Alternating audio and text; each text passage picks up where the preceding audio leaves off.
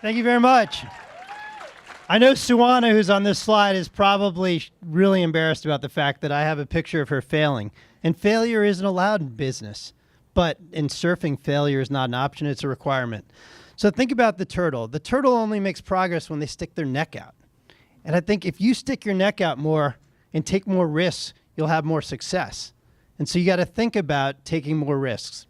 You see, there's this paradox of size.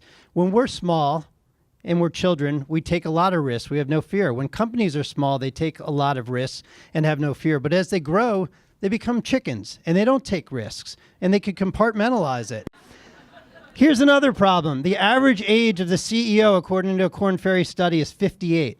They're nearing retirement. They have no reason to rock the boat because rocking the boat could jeopardize that retirement as opposed to playing it safe. Sorry, HR people, but you guys are a bunch of chicken shits too. And here's why. Because you work so hard to earn that proverbial seat at the C-suite table, you don't want to do anything to mess that up. And so you just want to comply. But now's the time to change that. And so the question is, how can you get yourself in a position to drive that change and be a greater risk taker? And that's what I want you to think about tonight. Long pause slide, love it. All right. HR plays the people police role way too much. Personnel, police. HR needs to be the torchbearers of culture, the provocateurs, the ones that can shift the culture, and you have to give yourself permission to do that. You see, I'm wearing it on my shirt, experiments never fail. If you leave with nothing other than those 3 words, you can shift your culture by embracing experiments and recognizing that failure equals learning. If you take it that way, you can go so much further. But you can't just fail. You have to dissect the failure, poor frog, and you have to learn from it. Likewise, when you have successes, you have to dissect those too and understand what was the root cause of the success. So it's this double loop learning and looking inside. You see, Edison said it best in terms of not failing 10,000 times, but learning 10,000 ways that it wasn't going to work.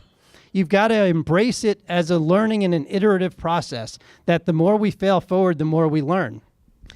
You have to know your culture. I worked at Ingersoll Rand. They have a lean manufacturing mentality, and this term rapid experiment was the only way we could push things through. We built a game, an app, a branding app for employment using this rapid experiment technique. You see, culture is like a disease or a virus. It's contagious and it can spread very quickly. It can spread a negative culture or it can spread a positive culture. If you want an innovative culture, you got to start doing innovative things and showing that it's okay.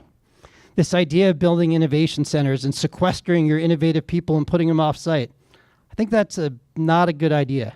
You put them with the corporate team and you change the entire environment. You don't just change a group of people. Sorry for the Star Wars fans, but Yoda was wrong. This whole concept of this do or do not, there is no try. Hell yeah, there's a lot of try. And you got to try a lot more. Throw stuff against the wall and see what sticks. But you have to learn from the stuff that doesn't stick. You see, if you create a culture that embraces failure, and when failure happens, rather than punishing it, you recognize it, and then you move on from it, you encourage others to try other things. But if you punish the failure, it stops dead in its tracks and no one will try anything again. Here's one of our sponsors, our crew partners. I run a leadership program for them. They are teaching in leadership development how to be innovative and how to take risks through doing design thinking. And this idea of next generation learning how to take risks. You've got to start there.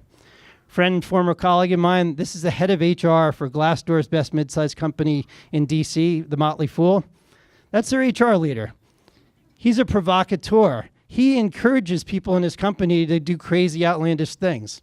And back to my surfing metaphor. The first skill anyone learns in surfing is how to wipe out. Wiping out is an underappreciated skill.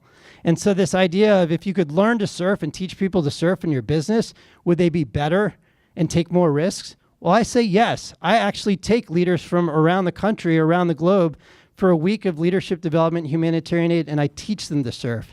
And they fail all day long and wipe out, and they learn from that failure.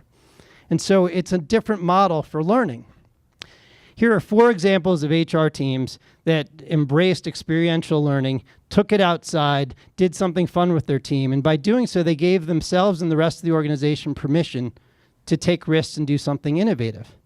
So the next time somebody in your company comes to you and says, hey, I have this great idea I want to try, instead of being the HR police blowing the whistle and saying no, I ask you to say, why not? Thank you.